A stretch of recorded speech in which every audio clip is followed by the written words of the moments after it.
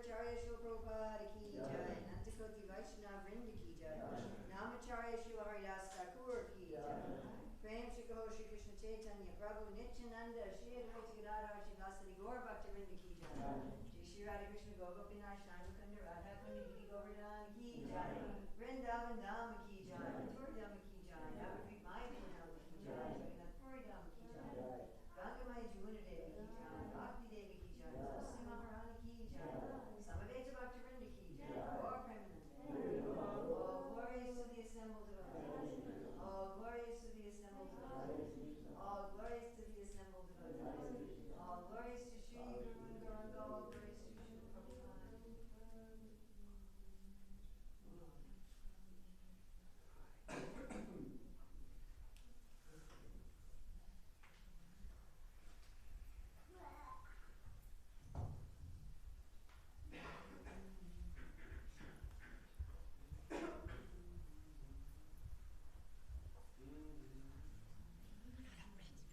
Oh, thank you. So your muscles moving that way.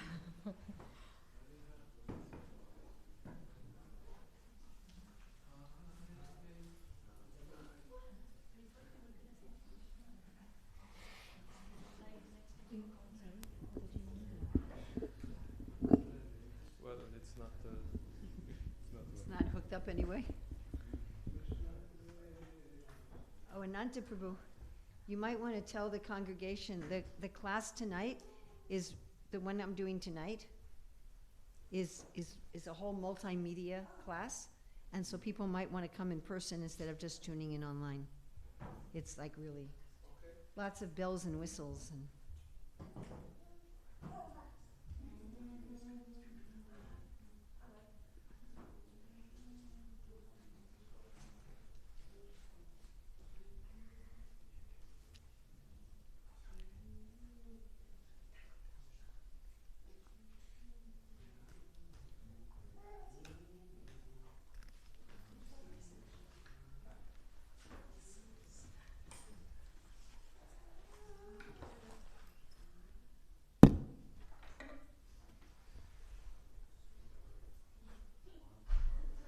This is so nice.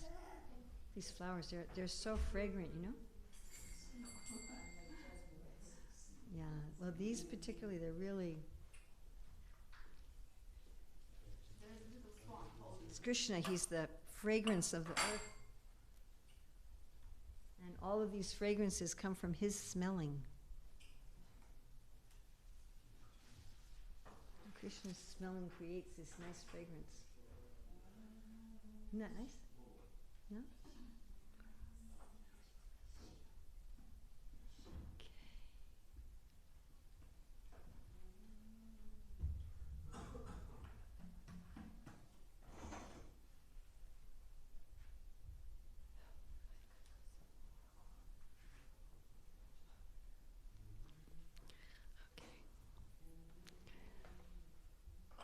Jaya Radha Madhava Kunja Bihari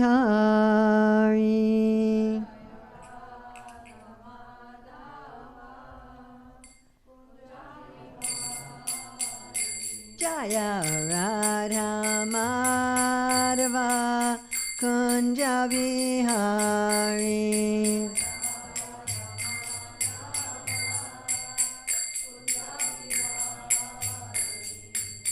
Gopi Jana Ballabha Girivaradari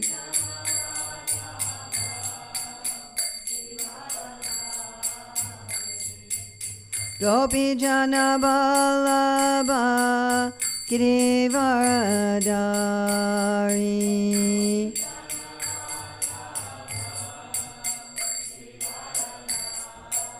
Yasodanandana Braja Janaranjana Yasodanandana Braja Janaranjana Yamuna Tiravanachari. Yamuna Tiravanachari. Jaya Radha Madhava Kunda Bihari.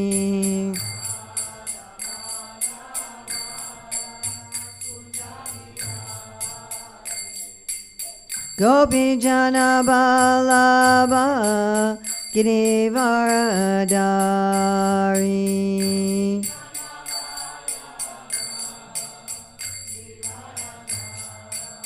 Yasodanandana Braja Janaranjana. Yamuna Tiravanachari.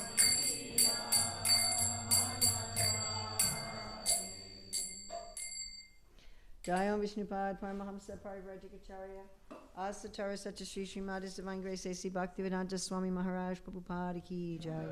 ISKCON Founder Acharya Srila Prabhupada Ki Jai. Anantakoti Vaishnava Vrinda Ki Jai. Namacharya Srila Haridas Thakur Ki Jai. Prem Shikaho Shri Krishna Chaitanya Prabhu Nityananda Shri Advaita Gadadhar Srivasadi Gaur Bhakta Vrinda Ki Jai. Shri Shri Radha Krishna Go Gopinath Shai Mukunda Radha Kunda Giri Govardhana Ki Jai. Vrindavan Dhama Ki Jai, Mathura Dhama Ki Jai, Navadvip Mayapur Dhama Ki Jai, Jagannath Puri Dhama Ki Jai, Gangamaya Jamuna Devi Ki Jai, Bhakti Devi Ki Jai, Tulsi Maharani Ki Jai, Samaveta Bhaktarinda Ki Jai, Gaur Premanande. All glories to the assembled devotees, all glories to the assembled devotees, all glories to the assembled devotees, all glories to Sri Guru and Gauranga, all glories to Srila Prabhupada. Nama Om Vishnupadaya Krishna Prasthaya Bhutale Srimati Bhaktivedanta Swami Niti Namane. Namaste Sarasvati Deve Gauravani Pacharane Nirvisesa Sunyavadi Paskachade Satarane. Vandeham Shri Guru Shri Yuta Padakamalam Shri Gurun Vaishnavamscha Shri Rupam Sagrajatam Sahagana Raghunatham Vitam Sam Sajivam Sadvaitam Sadvadutam Parijana Sahita Krishna Chaitanya Devam Shri Radha Krishna Padam Sahagana Lalita Shri Vishakam Vitamscha Vanchakalpachubhischa Kripasindabhye Bachapatitanam Pavanevyo Vaishnavebhyo Namo Namah. So it is June 12th, 2023 in Ljubljana, Slovenia, and we're going to be looking at excuses, blame, and boundaries.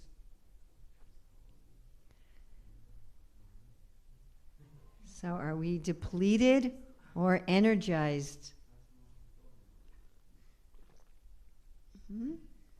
So we'd like to have an energized spiritual life. So we're going to look at 5 things. Determination in tamas, rajas, sattva, and bhakti. The secret of surrender. Having fresh challenges. Having responsibility without blame or shame. And boundaries to avoid burnout and discouragement. So this is only the second time I've taught this class, so I would especially appreciate any feedback, positive, negative, whatever. Yeah. Exactly. All right, determination. So Krishna very nicely explains determination in the Bhagavad Gita. So in tamas, it's just, I'll do it tomorrow, maybe, it's too hard, I don't know, I can't do this, I'm useless, nothing can be done, I wish I could do it, but I can't. Rajas is, I'm going to be determined if I can get a good result for myself, and if it doesn't look like I'm going to get a good result for myself, then I just give up. And in sattva, Krishna says it's maintained by yoga practice. Yoga practice means to link with the Lord. So because one is linked with the Lord, one is able to be always determined. One has unbreakable determination through the ups and downs of life. And in bhakti, determination is ahoitukiya pratiyata. There's nothing that stops it, and there's no personal motivation. One is determined just for love. So we want to, our first thing is to work at having determination, at least in sattva, which is still selfish, but at least in sattva, and if possible in bhakti. Now, this next area is based on, am I going too fast or you can manage? Everybody else who's not getting translation, is this speed okay? I'm going a little fast today. All right. So this is from a letter Srila Prabhupada wrote to Jayapataka Maharaj in 1972. And this is one of my all-time favorites. Now, I've put in the numbers here. Prabhupada didn't have the numbers in his letter. So the secret of surrendering to Krishna is that such surrendered devotee sees that everything is part of Krishna's plan. Whatever is meant to be, I am doing that. Let me do it with my full attention to every detail. Let me become absorbed in such service, never mind what it is. Let all other considerations be forgotten, and only my desire to do the best for Krishna's alone pleasure is my motive. This may be a little hard to translate because Prabhupada's English is kind of cute here. So we're going to look at these one at a time. Everything is part of Krishna's plan. Whatever is meant to be, I am doing. So sometimes in this world, whatever we're doing, we're thinking about doing something else. We're thinking about what we're going to do when we finish what we're doing. Let me hurry up and get this done so I can do something else. Or we think about, I'm not doing this well enough, right? I should be doing this better, or I should be doing something else, or I need to finish this up and get going to something else. So here Prabhupada's talking about something that's very popular in the modern world called present moment awareness. To be absorbed in the present moment. At every moment, at every place, with everyone, there's an opportunity for serving Krishna, and I am Krishna's servant. So the question is, what service do I have for Krishna in this moment? What service do I have for Krishna in this moment? Maybe it's just to be nice to the person at the store. Maybe it's just to drive carefully, whatever it may be. It might be planning something for the future. Maybe our service in this moment is buying a train ticket or a plane ticket for a month from now, but we're still absorbed in that service at this moment. That whatever situation I am in, it's Krishna's arrangement that I am in this situation at this particular time with these particular living entities. By the way, just doing this one thing really changes one's life and one's enthusiasm. What service can I do in this moment? Next one, let me do it with my full attention to every detail. So whatever is our service in that moment, to do it carefully, to really pay attention, moment by moment by moment by moment by moment. How can I give my attention to the details at this moment? This next one that Prabhupada says has been identified by sociologists and psychologists as being in a state of flow, which is something like being in samadhi, where you're completely absorbed in what you're doing and you're not aware of anything else. You're completely absorbed in what you're doing and you're not aware of anything else. So we all know how to do this. We all have things that we do that fully absorb us and we forget about everything else. But we should actually be that absorbed in the details of our moment-to-moment service. And we can do that if we see Krishna in them. Now, somebody might misunderstand this instruction to mean that I should give all of my energy in this moment to what I'm doing. But if we did that, then the next moment we would be exhausted, right? Does that make sense to everybody? So I'd like to give you an analogy. Let's say that you're working a job and you got paid in cash, all right? And so you get paid a certain amount in cash every month, and then you're going to budget. You're going to say, all right, I'm going to spend this much on food, this much on clothes, this much on transportation, maybe this much on entertainment, and you have different envelopes that you have labeled with these different categories, and you put the right amount of cash in those envelopes. Everybody following me? So now you have your clothing envelope, and you know that I can spend all the money in this envelope on clothing this month, and there'll still be enough money for everything else. So when you're getting clothing that month, you can spend everything that's in that envelope. So in a similar way, every day we have a certain amount of energy. And we can think, well, how much energy am I going to allocate to the different parts of the day, different activities that I'm doing? Then when we're doing that activity, we can give that activity all the energy that we have allocated for that activity. Does everybody understand what I'm saying? And you're still going to have energy left over for other things. So it's a complete absorption. At the same time, you're keeping some energy in reserve for other things. You're not opening those envelopes right now. Yes? So when we're chanting japa, just japa. When we're studying shastra, shastra. When we're shopping, shopping. Right? And if the mind says, oh, now you have to think about something else, maybe you can take a note, Like I have on my phone a little app for taking a note. I have to do this. Okay, just put it in my list. And now I can focus on what I'm doing. And I will give my attention to that later. This technique is very helpful, especially like during japa. If the mind's saying, well, you have to do this, and what about this, and what about this? And you have to go there. And you can say, my dear mind, right now I'm using my japa envelope. I have another envelope for these other things, and we will open that at 9 o'clock. Do you understand?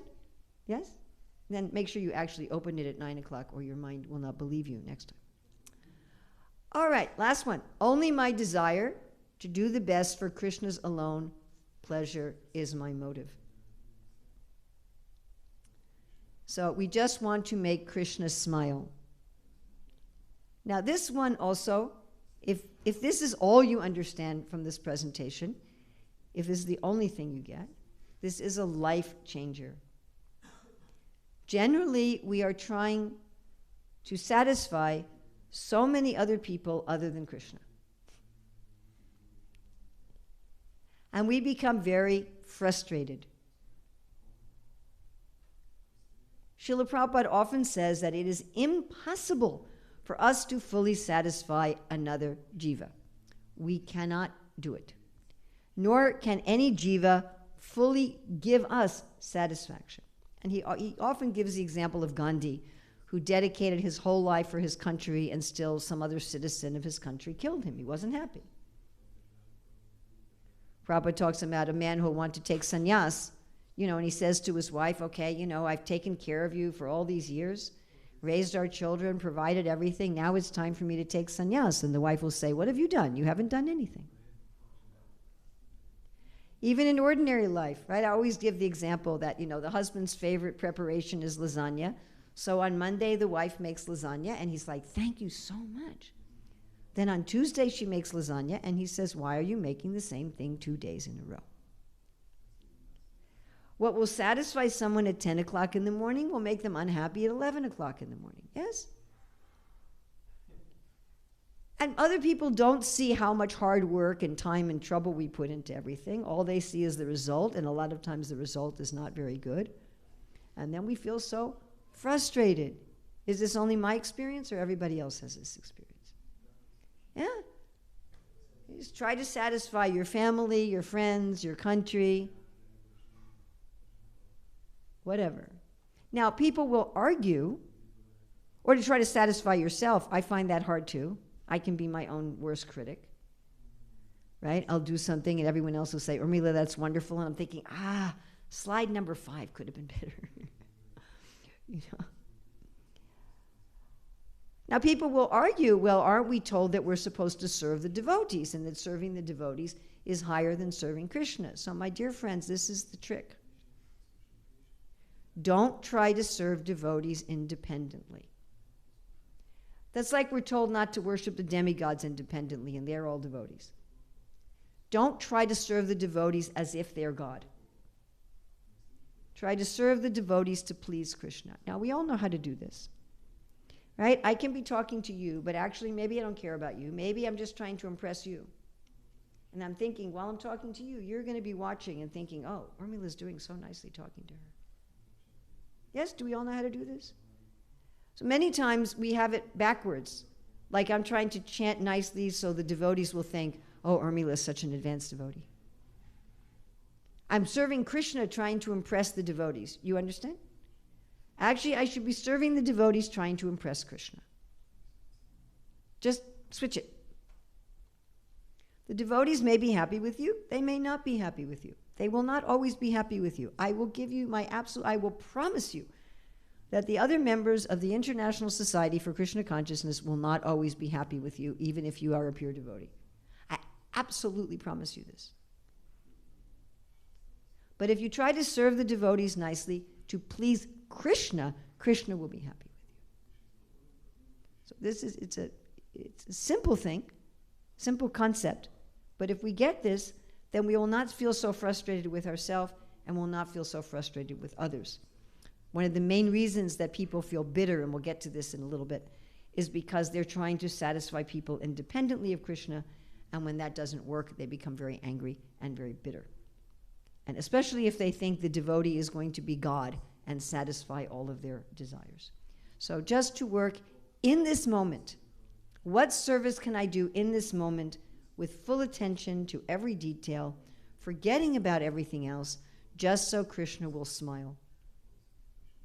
And if we do that, it's very easy to maintain our enthusiasm, even if things are difficult. Fresh challenges. So this is a very, very well-known letter from Srila Prabhupada. Karandar was, at that time, a big manager in ISKCON.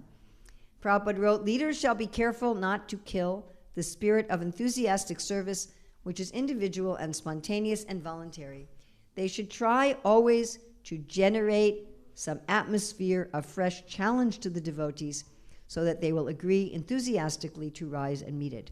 That is the art of management, to draw out spontaneous loving spirit of sacrificing some energy for Krishna." So we should always have some fresh challenge in our life.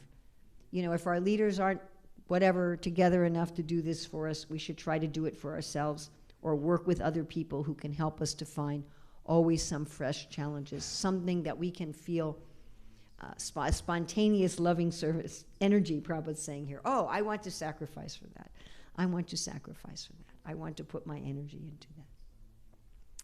All right, responsibility, the blame and shame game.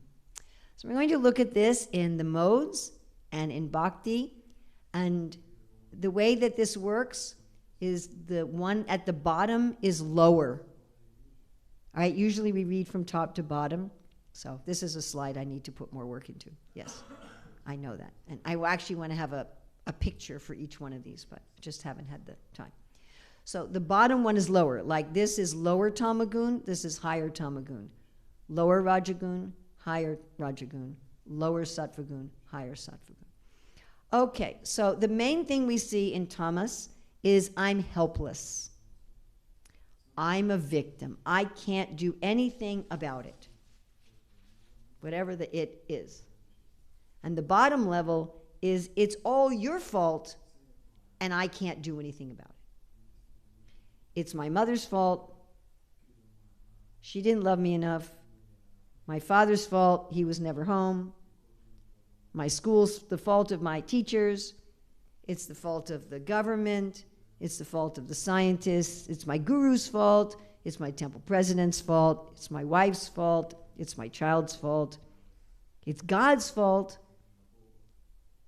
And I can't do anything about it. I'm a terrible person. I never get anything done, but it's everybody else's fault and I can't fix it.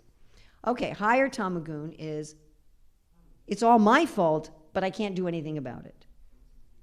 And this masquerades as humility. It's not humility, it's tamas. I'm a terrible, useless, horrible person, and no matter what I try to do, I can't fix it. The other day when I was in America, I was someplace, I can't remember where, and I was hearing some song like this. Somebody was singing a song like this. You know, I can never fix anything about myself. I never get any better. I'm always terrible. Yes. And often people in tamas kind of cycle between these. I'm helpless because it's your fault. I'm helpless because it's my fault. All right, Rajas. Yes, it's all your fault, but I can do something about it. I can at least control my reactions.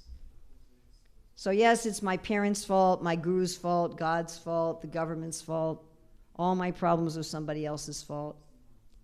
And they're all terrible. But I can control how I respond. I have some power. I can control how I deal with it. Higher rajas, I don't have to blame anybody. Whatever's happened has happened, and I have power to control how I respond. I don't have to criticize or blame. Now, sometimes people cycle between these two in tamas and this one in rajas. So you'll see that also. That people kind of pick their head up out of tamas for a few minutes and say, oh, I can control how I respond, and then they poof back to the helpless. All right, in sattva, I'm ultimately responsible for everything that happens to me, by my karma, by my desires. Whatever is happening to me, ultimately, I have created this situation. And there's something that I can learn from it. I don't need to blame others. I don't need to blame myself. I'm looking for the lessons I can learn so that I can improve myself. Now, the reason this is a lower level of sattva is this idea is I'm going to improve myself so I can enjoy the world. This is like an aiming for the heavenly planets. You know, everything that's happened to me is my responsibility. I'm going to work on improving myself so I can become a better person. Higher sattva. Everything that's happening to me is ultimately my responsibility. That's different from it's ultimately my fault. You hear? You hear the difference between it's ultimately my fault and it's ultimately my responsibility? These are all due to my choices, and how can I use this situation in order to get liberated? All right, follow? In bhakti, I'm ultimately responsible for everything that happens to me. It's not anyone's fault, and I don't even blame myself. I'm responsible means I can do something about it. So I focus on increasing my gratitude, love, and service to the Lord without guilt and without blame. Now, by the way, you can't necessarily just jump from here to here. You know, we do have to do some work sometimes in ourselves to deal with blame and guilt. All right, let's look at some shastric statements that should help us with this. So this is Maharaj Pariksit, where Dharma the bull was being beaten by Kali. And 3 of his legs were already broken. And Pariksit says, who broke your legs? And Dharma says, I don't know, I can't say. There's 7 different answers to this question. Now this always bewildered me because, first of all, why is Pariksit even asking? Kali's right there with a stick. It's like kind of obvious. But still he's asking. And Dharma says, I'm not going to blame anybody. And again, he lists 7 possible causes.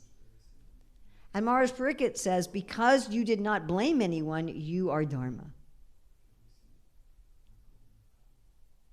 At the same time, Pariksit punishes Kali. Yeah, so what does this mean, name the perpetrator? Does this mean that if somebody kills my child, that I don't report it to the police? No, that's not what it means. But it means that I don't harbor anger and hatred towards that person. The murderer, the rapist, the thief, they're full of envy and hatred. Yes, that's why they're doing what they're doing. They hate the fact that I have money that they think they should have. That's why they're stealing it from me. You understand? If I'm similarly hating them, then I'm as bad as they are. Then I have the same problem. So therefore, to be actually in Dharma, I may say, hey, this guy stole my money, my dear officer, please arrest them. But that's for the good of that person and for the good of society, not out of hatred. I really like this one. Prabhupada says, you say they mistake. Who are they? You say you do mistake. Don't say they. This is bureaucracy, they. You are all they. So it always amuses me when people talk about ISKCON. I've never met Mr. ISKCON. Who is this Mr. ISKCON? We're all ISKCON. Yes? Yes. And then, of course, this very famous verse you all say here every day, Trinadapi sunichena, Tarorapi sahishnuna, amanina manidena, kirtaniya sadafri.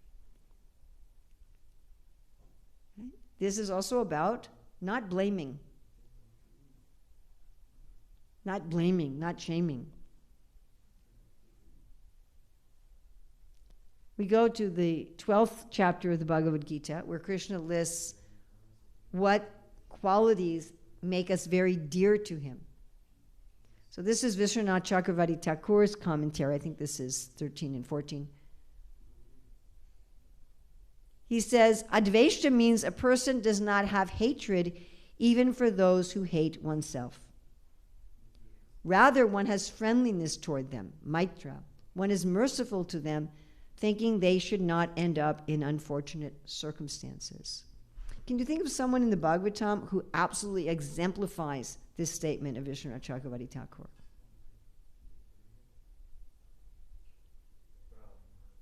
Prahlad Maharaj. Now, he wasn't a fool. He said, my father, my dear Lord, my father has committed so many offenses against you and against me.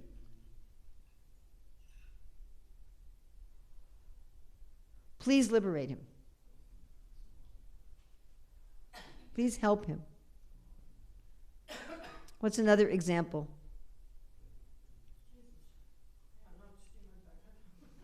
Jesus is a fantastic example. Ambarish Maharaj. Oh, I love teaching because I have something in my head, and you guys are thinking of so many other examples that I didn't think of. Ambarish Maharaj, yes. What a story! Durvasa Muni tries to kill him because he drank some water. Like, seriously? You're going to kill somebody because they drank a little water before you ate? That's kind of extreme, isn't it? Yes? And Durvasa is saying to Ambarish, you don't know the principles of religion, you don't know proper etiquette, you don't know proper behavior. It's like, you're the one who doesn't know proper behavior, Durvasa. You're the one with the problem. Tried to kill him. And so the Sudarshan Chakra is following Durvasa all over the universe. Durvasa goes to Lord Vishnu, who says, sorry, I can't help you. You know, you got to settle this with Ambarish. So finally he goes back to Ambarish, and does Ambarish say, oh, good, there's the Sudarshan Chakra, I hope it cuts off your head. Does he say that? Would he be justified in saying that? Yes, he would be. Come on, somebody tries to kill you for drinking a little water. It would be completely reasonable to say, Jai Sudarshan, cut off his head. Haribo. That would be completely logical. Instead, he offers prayers to Sudarshan. Please don't hurt this brahmana.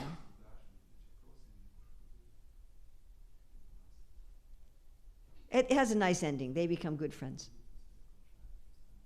after all that. Any other example? Lord Nityananda, but I asked for the Bhagavatam, but Lord Nityananda, yes, who gave mercy to Jagai and Madhai, even to Madhai.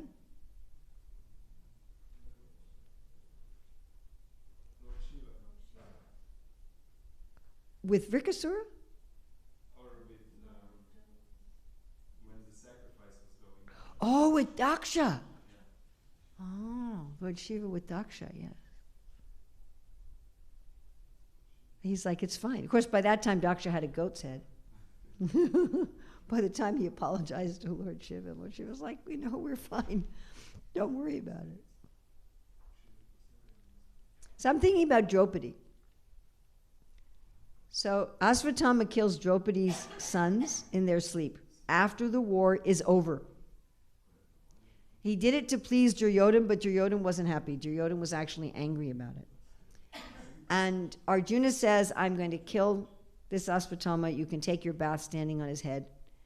right? And he brings him back, and then Draupadi immediately says, he's killed all my children, and I'm now crying. If you kill him, his mother will cry.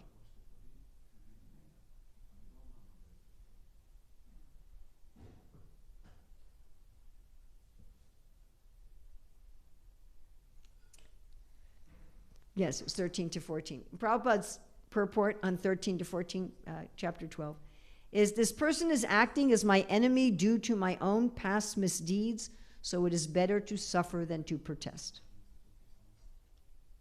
This is the Hare Krishna Rakeke, Rake Krishna Marike principle.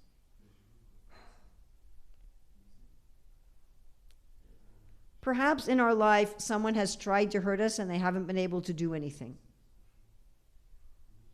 Have you had some experience like this? Somebody wished you ill, but there was no effect. Or maybe someone tried to do good for you and there was no effect. It didn't work. Or perhaps you've tried to do good for someone and it just didn't work. Or maybe you tried to do something bad to somebody and it just had no effect. People cannot do good for us or bad for us without the permission of the Lord. It's impossible.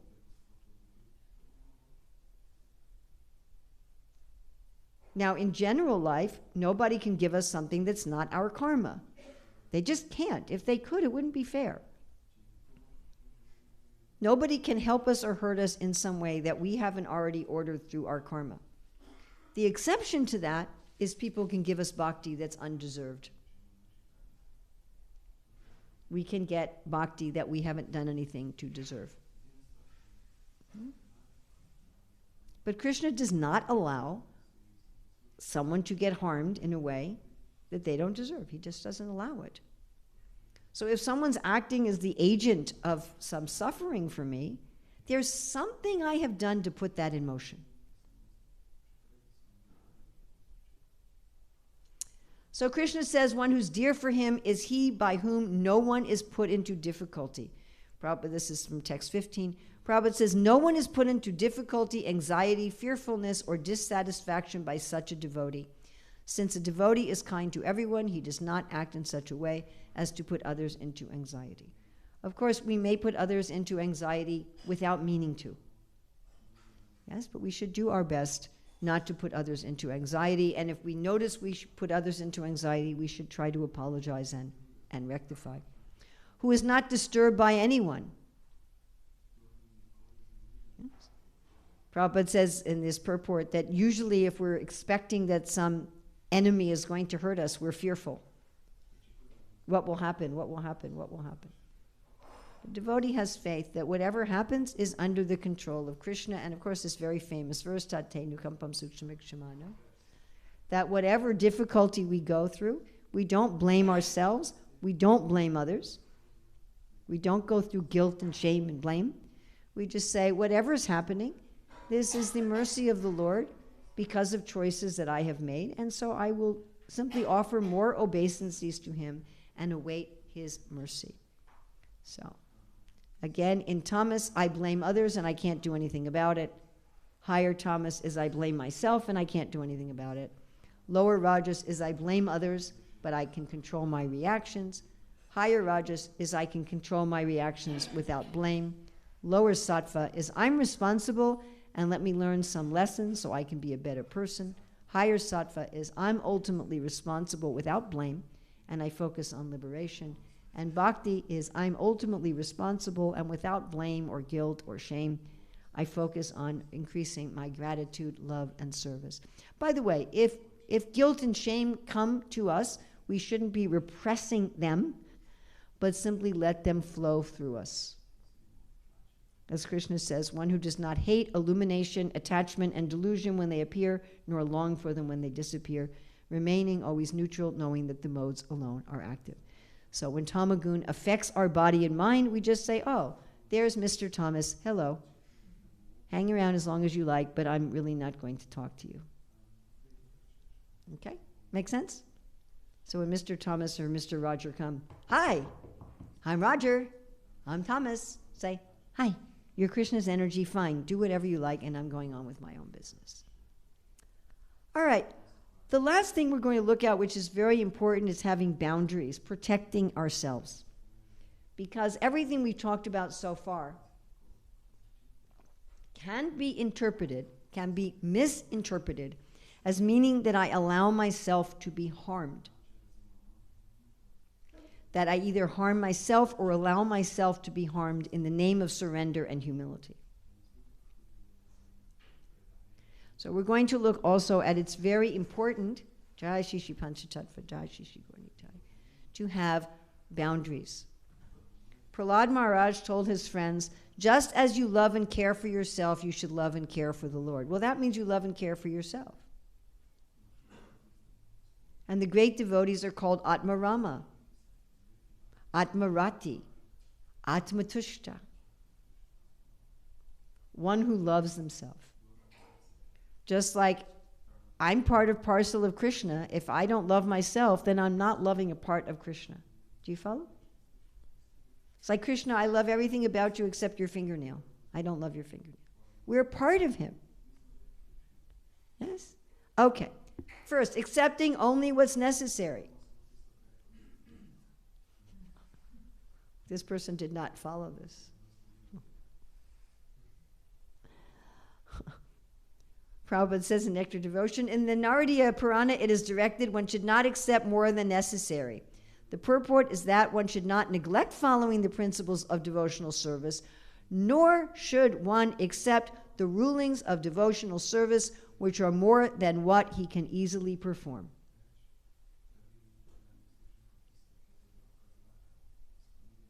So this is from a letter. We're going to go through it piece by piece. Krishna consciousness means we should always be satisfied and happy. Not that we must work something impossible, becoming overburdened. And then, because we are unhappy by so much trouble, we lose enthusiasm altogether and give up all hope. No, if too much endeavor is there, that is to be avoided. By all means, we must preserve our spiritual status. That is the point. Not that we are mad after big buildings, many devotees, life members, this, that. Now this one really, I'm like, wow. No. These are only ways to engage the devotees so that they may apply the principles of devotional living to some kind of work for practical realization of these principles. It is not the result of the work we want. If only one person daily, if we sincerely preach to such one person in a day, that is sufficient. Never mind big programs. Now, obviously, Prabhupada wanted big programs. But the point is, don't do big programs if they're killing you. Now, that's not the point. What does Krishna say to Arjuna in the Bhagavad Gita? 6:17. We have to be regulated in eating, sleeping, recreation, and work. And then this we've been talking about in career dharma. Don't do somebody else's work. That's also a boundary. Krishna says it twice. Look at this, says the same thing. Shreyan swadharma viguna, same thing. Paradharma swanustitat, same thing. This is very similar. Swabhava swadharme. Yes? And here's this word bhayavaha. Your work will become a vehicle of fear. Now, we can do someone else's work briefly for an emergency. Emergency should be rare and short. Someone told me yesterday he was doing someone else's work for 10 years as an emergency. My dear friends, that is not an emergency. What happens when we do someone else's work? We become exhausted. because we are trying to adopt values and a dharma that is not ours. And it will be much more difficult to surrender to Krishna, because we are much more likely to get attached to the externals of our work. We talked about this yesterday.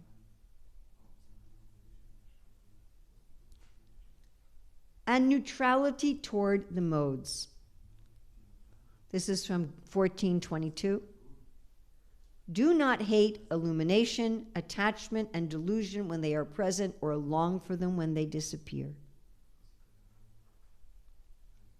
I wish that when I first joined the Hare Krishna movement, that this was really emphasized by the devotee preachers, this neutrality toward the modes. Many times I had the mistaken idea that I was supposed to repress or suppress the urges of the modes.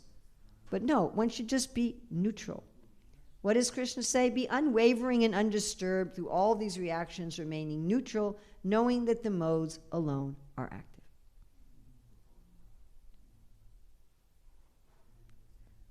Srila Prabhupada writes in this purport that as long as we have a material body, our body and mind are going to be affected by the modes of nature.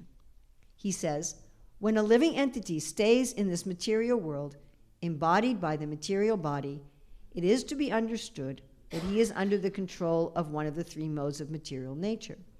When he is actually out of the body, then he is out of the clutches of the material modes of nature. But as long as he is not out of the material body, he should be neutral. Sometimes we think that, well, when I become a pure devotee, there'll never be any rajas, tamas, or sattva going through my body and mind. That is not the fact. There will be, but you will not pay any attention to it. It won't be important. Whether you are materialist or whether you're a pure devotee, when you walk down the street, there will be so many cars and motorcycles and bicycles and people and dogs. But if you have your business, then you're not particularly bothered. That's a beautiful person, that's an ugly person, that's a friendly dog, that's not a friendly dog, that's an expensive car, that's not who cares? They are just going past you. Does that make sense? Or you go in a shop where they're selling televisions and they're showing some movie on the television so you can see how well it works. But you're not watching the movie. You follow? You don't even know what the movie's about. You're just walking past and something is there. It doesn't matter.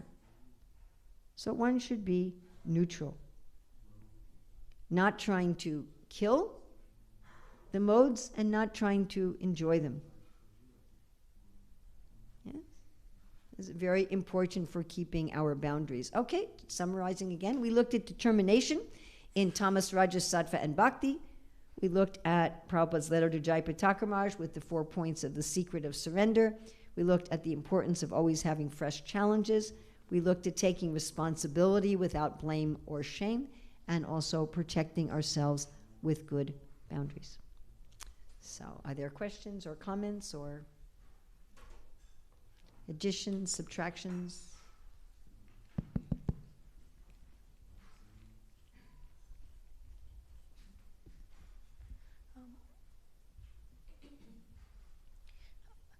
Hare Krishna. Hare Krishna. I have a question that, actually I have 2 questions, but I'll ask this first one. That should we do the services according to our nature? And Yes. okay.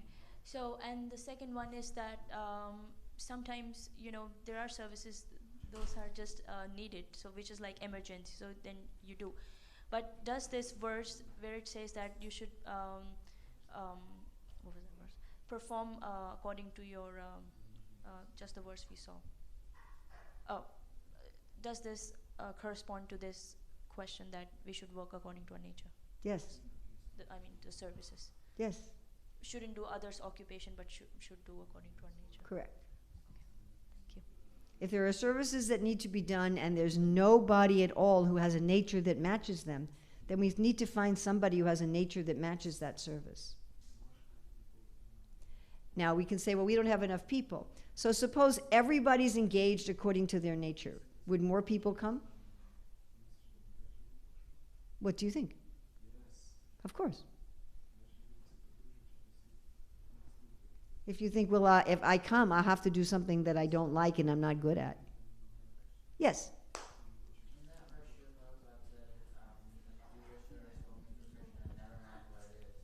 Right. That means that it could be work that's not according to your nature. Oh, could it mean that?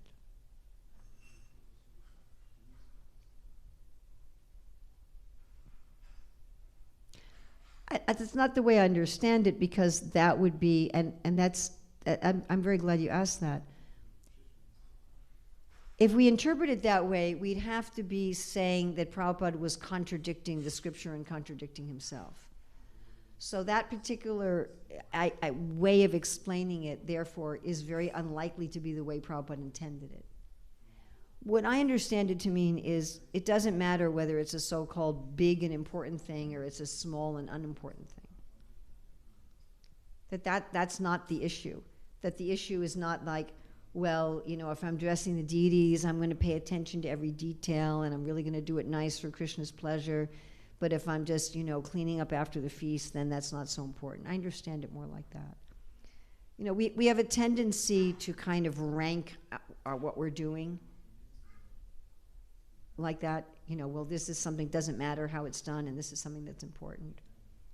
I mean, it is true that sometimes we have to do things that are not according to our nature in brief, short emergencies. But they should be brief, short emergencies. If we're constantly in emergency mode, there's something radically wrong with our life. There's something really wrong that needs to be fixed. I should also say that even when we're working according to our nature, that doesn't mean that we're going to like every single part of it. I don't think that's ever possible. Does that make also sense to everybody? I mean, I really liked having children and being a mother, but I never liked cleaning up vomit in my bed at 2 a.m. I didn't enjoy that. I would have much rather if I could have, you know, called some servant and had them do that. It's really funny. I use that as an example, and then that day I saw my granddaughter, whose 2-year-old child had vomited in her bed at 2 a.m. Obviously, that doesn't happen every day. But I really didn't like that part of motherhood. I could have skipped that part. So there's always something we don't like, even about things that we enjoy, that are our nature.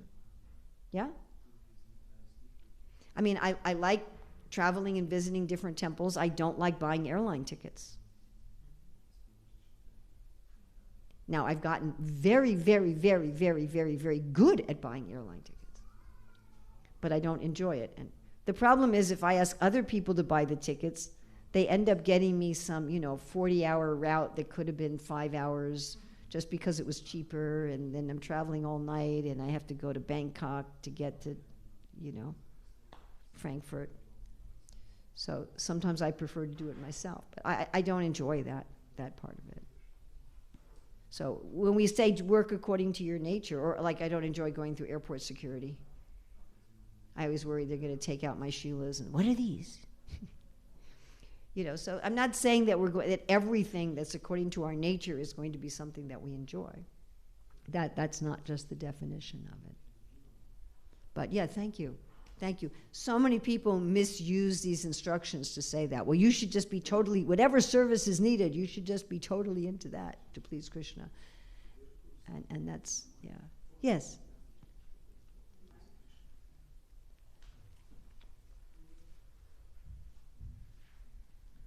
Hare Krishna, thank you for this nice lecture. Only practical answer, practical question. We live in ashram, and we have different nature, and someone has nature Brahminical to do altar service. Some serve guru. Some like cooking nature. Some with flowers, and maybe no one is nature for cleaning toilet, for cleaning bathroom. We live in ashram, and it's it's your turn. No, it is not my nature. I very serve nice. this. I serve. Okay, well, first thing is, all of us have to do things to live, some of which are unpleasant. That's just life, unless you can hire servants to do them. If you use toilets, you should clean toilets. I mean, some places they hire cleaners and they come in and clean everything. That's also acceptable. But if the temple doesn't hire cleaners, then if you're using the toilet, you clean the toilet. That's just life. Everybody has to do some of just life things. You know, the demigods never have to do laundry. Their clothes never get dirty. They don't sweat. I don't like doing laundry, but I wear clothes. I have to do laundry. That's just, everybody has to do that. That's not a nature thing. If you eat, you wash your plate. You pass stool, you clean the toilet. You wear clothes, you wash your clothes. Now, if someone's duty all day long is cleaning, then it should be something that they really enjoy. And if there's no one in the temple who really enjoys cleaning, and you need somebody to clean for 10 hours a day, then you need to either hire people or you need to try to bring someone in who really enjoys cleaning, rather than forcing people to be cleaning for 8 or 10 hours a day. Does that make some sense? But the same you can share, no? During the weekend, share someone this day, another day. Yes. Yeah. Yes. But if you're going to say you should be cleaning 8 hours a day every day, No. then that should be someone who really enjoys cleaning. No. One day on week, something. Yeah, but that's just life. Everybody has to do that. Okay. Unless you can hire servants. Everybody has to do that. Okay. Thank you. That's just what you have to do because you have a material body. I mean, that's just join the club of humanity. Thank you. Is that all right? But I'm glad you asked We'll that see. because I remember once sitting in Bhagavatam class and the speaker said, I know I'm a Brahmin because I have never done any menial work in my life. And I'm thinking, oh my God, are you off there, buddy? I mean, Prabhupada says a Brahmana leaves a place cleaner than they found it. That to me means every place. That to me means a bathroom in an airplane.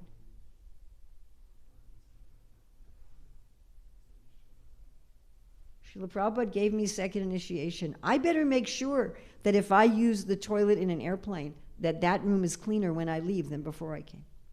If there's paper towels on the floor, I pick them up. If there's things stuffed in the trash coming out of it, I push it down. I wash my hands. Prabhupada would get very upset if there was some dirty, disgusting thing and the devotees were just walking by and doing nothing.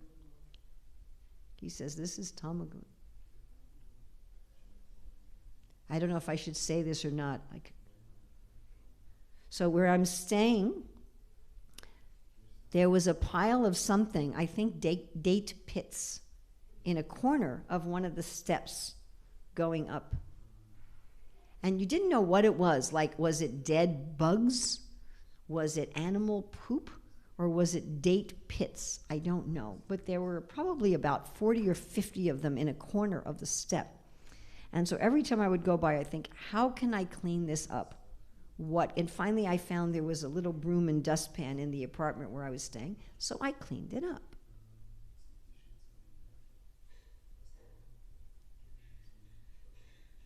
We're all supposed to do that.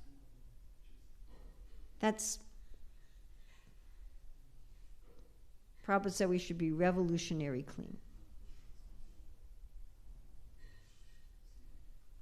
So we should all be, if there's something that needs to be done and we can do it, and if it's a small thing, then do it. This is for Krishna.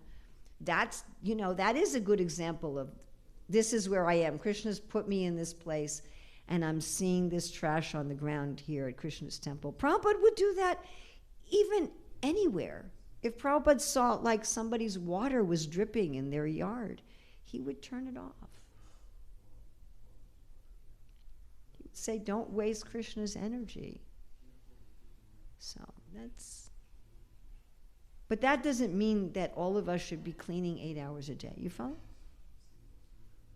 There are people who love to do that. And that they love to do that all day. Is that okay? And thank you so much. This was was this helpful? Yeah? Now the temple president is going to. Yes, Ananta Prabhu. He's going to say, Urmila, never come back here again.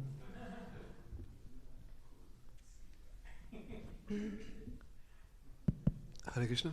Yes. Thank you very much for this presentation.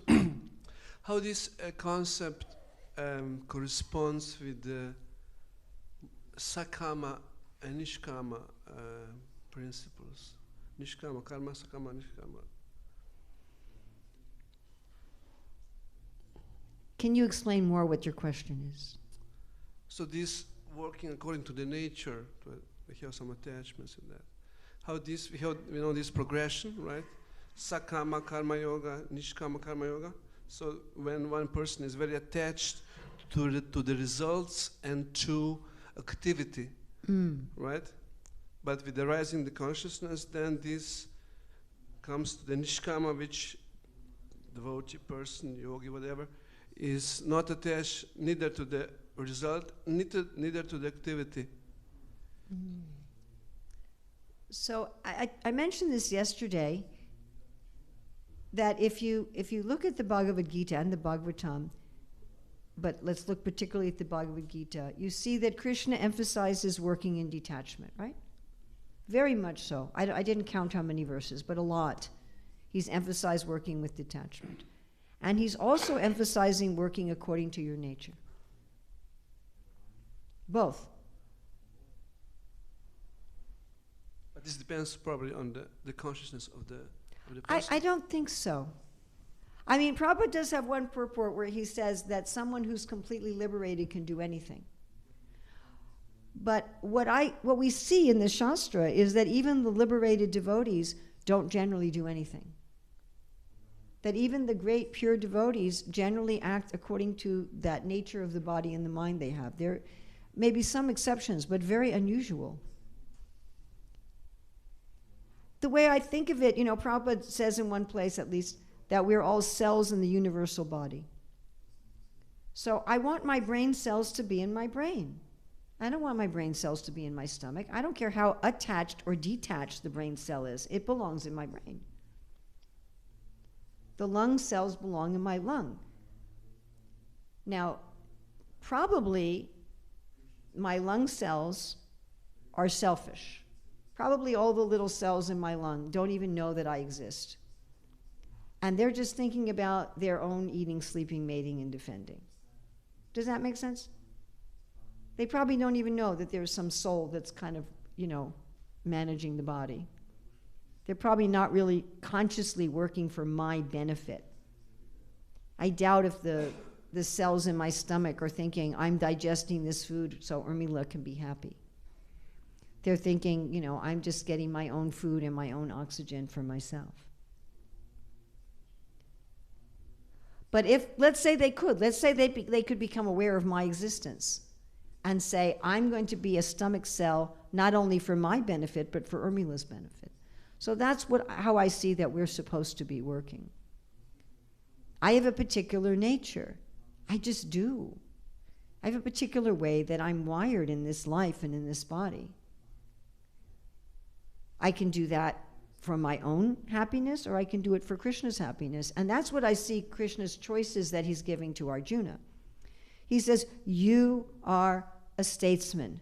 You're a warrior. You're a statesman. You're a prince. That's what you are. That's your nature. You're not going to be able to repress it. And you shouldn't do anyone else's work. Your real choice is do it for yourself or do it for me. So I see sakarma karma yoga is I'm offering it to Krishna, but I'm hoping I'm going to get something. I'm hoping I'm going to go to heaven, or I'm hoping I'm going to get salvation. And then nishkama is I'm offering it to Krishna just to make Krishna smile. Now, what's going to make Krishna happy? Krishna is going to be happy if I'm the best expression of myself. Krishna's not going to be happy if I'm pretending to be somebody else in the name of detachment. I just don't see how it works. Like, I can donate my car to the temple, but I can't donate your car. I don't own it. I don't see how I can give Krishna something that's not me. I can't. It's not, I don't have it.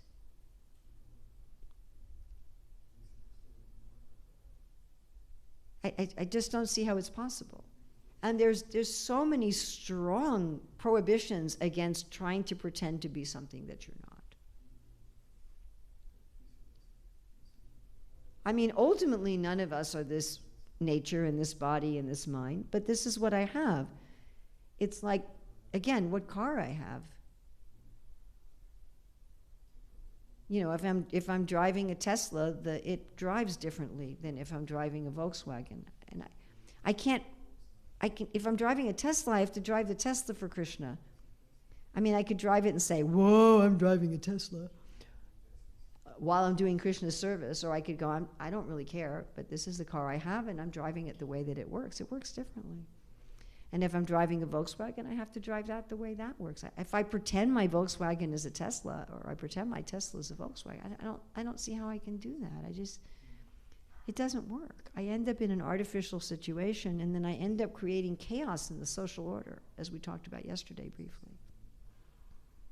I don't see how that's service. I'm just going to mess everything up. You know, I can't do it right. I mean, theoretically, you could say, well, Krishna could empower anybody to do anything. Yeah, but he doesn't usually. It's just not usually what he does. I mean, a really simple example, if we look at personality types, is some people are very cautious by nature, and some people are more risk-taking by nature, right? Who do you want managing the temple treasury? Your cautious people or your risk-taking people? Who do you want preaching in China? Your cautious people or your risk-taking people? You can't exchange them. If you send your super cautious person to preach in Saudi Arabia, they won't be able to function. And if you send your hyper risk-taking people to run the treasury, you'll be very sorry. I've seen it done.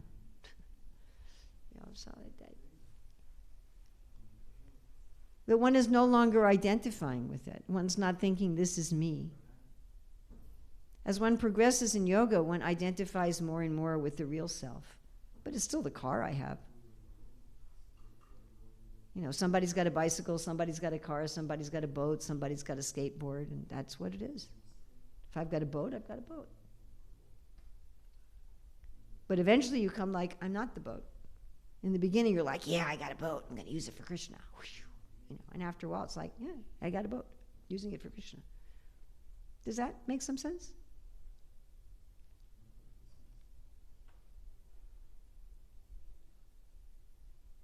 And at the higher stages of bhakti, especially, this is true at all stages, but especially the higher stages, it's a nectar devotion, bhakti rasamrita sindhu. But Prabhupada says one should serve the Lord according to one's personal taste.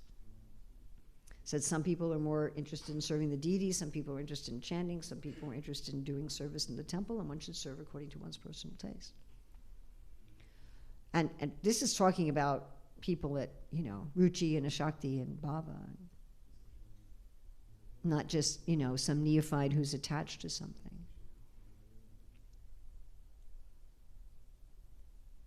I have confidence that if we do this, that a lot more people will be attracted, that they'll think, wow, I can give myself to God.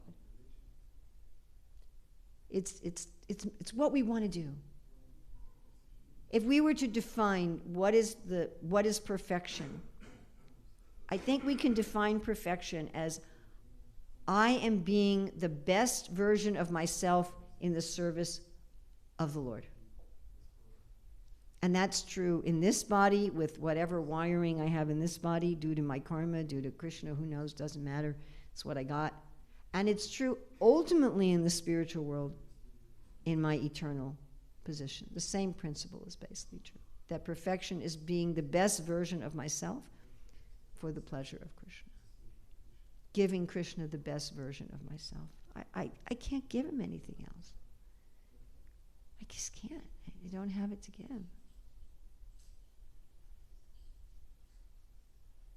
I might want to, but I just don't. I can't give him the best version of you. Do you still have some doubt, or is that all right? No, there are different perspectives. I heard also other explanations, but this is another. Give me another explanation. No, in the classes on the Purnachandra Swami, when he explained in the Bhagavad Gita that section, he explains that and the higher levels, as you also mentioned, it's not exclusive. This also is another perspective of the same thing. Of course, it's not right or wrong, right? So there is that when devotee progresses in consciousness, that nature, Swadharma, is not so much, how to say, it's not so much attached to that. It's for the pleasure of the Lord. He also does other things, and doesn't his nature obstructs him in that sense. I'd like to see an example. I mean, with all respect to Purnachandra Maharaj, I'd like to see an example. My concern is that, and this is a major concern for me, having been in the Hare Krishna movement now 50 years, is that if we think like that, there's a great possibility for exploitation, is what I see. Is that this needs to be done, and therefore you should be an advanced devotee, and you should do this for Krishna without attachment, never mind if it's suitable for you or not. And that we put people in emergency situations for decades and damage them in the name of advancement. That's what I've practically seen it, and I see it all the time, everywhere. And I see people doing it to themselves. Not just that some authority is doing it to them. I mean, I see that too. But I also see that people do it to themselves, that they try to force themselves to do something that's against their nature in the name of being advanced and the name of being surrendered. But I just don't see, I mean, Prabhupada, the example that Prabhupada gives of devotees who can do anything is like Parasaram, who's born in a Brahmana family but acts like a Kshatriya. But that's according to birth. Also, he's an incarnation of the Lord, I mean. Or Vishvamrita, but Vishvamrita took 60,000 years to change from a Kshatriya to a Brahmana. And it wasn't easy. I mean, I do see that in principle, if we're completely liberated from the body, that we could theoretically do anything and everything for the service of the Lord. But because Prabhupada says that in a purport, but again, I don't see that practically happening in the lives of devotees in the Shastra. I just don't see it as the example at all. I mean, we have some examples of avadutas who don't do anything in the world. They're completely out of all societal or cultural norms. And they're not really acting according to anything. I mean, another consideration is that in the Vanaprastha order, one gives up one's varna. I mean, even in ordinary life, retirement means you give up your career, yes? So at the Vanaprastha stage, which you can go to directly from the Brahmacharya ashram, you don't have to go through the Grihastha ashram, then one is engaging, theoretically at least, that the idea is that one is engaging only in bhakti, that one is not doing any dharma in the world, not their own or anyone else's. And one is just doing the 64 angas of bhakti. But then you're going to the principle given by Rupa Goswami and repeated by Srila Prabhupada, that one should do the angas of bhakti according to one's taste. So there's a transcendent like version of Swadharma that's not according to, that your Varna isn't operable anymore. You've retired from your Varna. And certainly in sannyas life, there's no consideration of Varna at all. So that's also there. But we've also seen people, you know, in their 20s think, well, I'm just going to do bhakti and I'm not going to do anything by Varna. And they can't maintain it. Their urge to do something according to Varna then manifests at some time. We've seen that over and over again. But if a person can go directly from youth to Vanaprastha and skip working in the world, then yeah, go for it. But that's just the angas of bhakti. But again, that's still done according to one's taste. Now, as a neophyte, according to one's taste may be what I like to enjoy in the world. And as an advanced devotee, according to one's taste, Rupa Goswami explains, and Vishnu Chakravarti Thakur in Ragvar Chandrika really expands on this, is what nourishes one's inner rasa with Krishna. And that's even advanced sadhakas, that's not just siddhas. So even advanced sadhakas, their taste is what nourishes my real self. But there's still a distinction. So some advanced devotees are going to find going on parikrama to holy places really nourishes their inner mood, and for other devotees it doesn't. So that's still operable. But then you're kind of looking at a different system. And it doesn't mean that because someone who's given up Varna and they're just doing bhakti, that applies to somebody who's still doing Varna in the world. That's dangerous. Nor does it mean that someone who's just doing bhakti has no personal taste. I mean, like we see devotees on that level of Vanaprastha and sannyas who study Shastra 8 hours a day, and others who chant japa 8 hours a day, or do kirtan 8 hours a day, or who are just on the altar all day, because that's according to their personal taste. Does that make sense? But that's a different category. And such people are no longer concerned with being active in the world and making a change in the world and influencing the world, even for Krishna. So it could be that Purnachandra Maharaj was speaking like that one just loses one's interest in having. And I mean, I've noticed this in myself as I've gotten older, that this concept that I'm going to change the world and fix the world, and it's just like there's no attraction in that anymore. It's like, yeah, whatever. But, you know, when I was young, that was very dominant. I want to do this thing in the world, and I want to get this thing. I think it's natural. There's a natural progression in the ashrams. So that detachment comes as one progresses through the ashrams. Do you think this sort of deals with it better? You happier? You're always happy.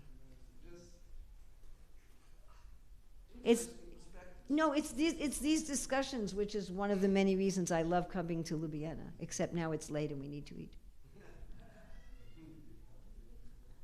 Shanti cha ramanti cha. Thank you very much. Srila Prabhupada ki jai. Her Grace Mother Jurmila ki jai. And tonight it's all lila. Riva.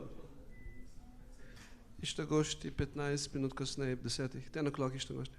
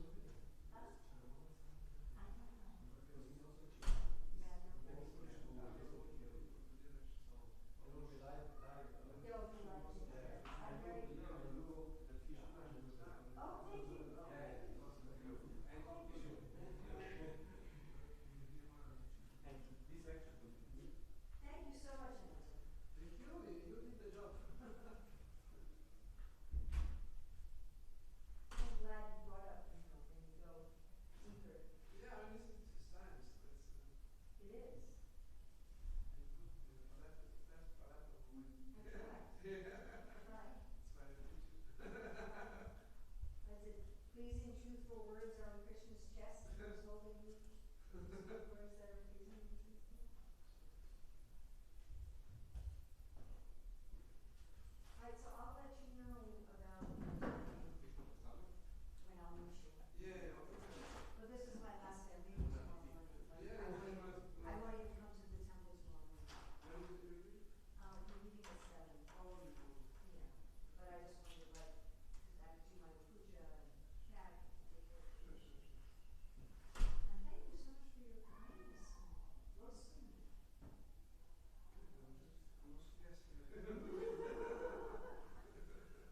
And taking care of my grandson. I mean, it's been really nice. He's like he told me the other day, he said, I went out and I was younger. I said, how was it? He said, yeah, awesome. And his whole face just lit up. How is this? Thank you. It was lovely to do service here. How long you stay in Europe still? I'm going to America tomorrow, and then I'm coming back. With, a happy. It's, no. This is, June 17th, 1973. The Hare Krishna Devis, Kishore Kishore, were installed in the Chicago temple. And that is the day I joined ISKCON. I'm joining the Chicago temple the day they were installed. So it's my 50th anniversary too. So they invited, the temple invited any of the older devotees that served in Chicago. So it's going to be a big festival. And it's really special for me personally. Like, I had stayed in the temple a couple weeks earlier. That was when I said, okay, I'm going to miss it. I got there about noon and the deeds were installed like 3 in the afternoon. Yeah, I mean, it's going to be some heavy deposit, you know, that fly all the way from here to Chicago. And then a week later, flying to Chicago to Croatia. So you resume your I'm going to tour? resume my European trip. So I'm going to stay till end of August. You know, we're only allowed, the U.S. citizens are only allowed 90 at a time days. Visa-wise, no. Yes. Well, we don't have to get a visa. They're going to starting in November, we're going to have to get a visa. 7-year notice. Visa for Europe. Yeah. Yeah, everybody. EU's going to start. But now I don't need a visa, but I can only stay 90 days. Out of every 6 months, only 3 months out of every 6 months. So, yeah. So I'll be staying in Schengen countries 89 days exactly. I'm going to be going to Croatia, Hungary, Slovakia, Czech Republic. Yeah. Spain, Sweden, Switzerland, Italy again, Germany, Belgium. And then go to the UK for a while.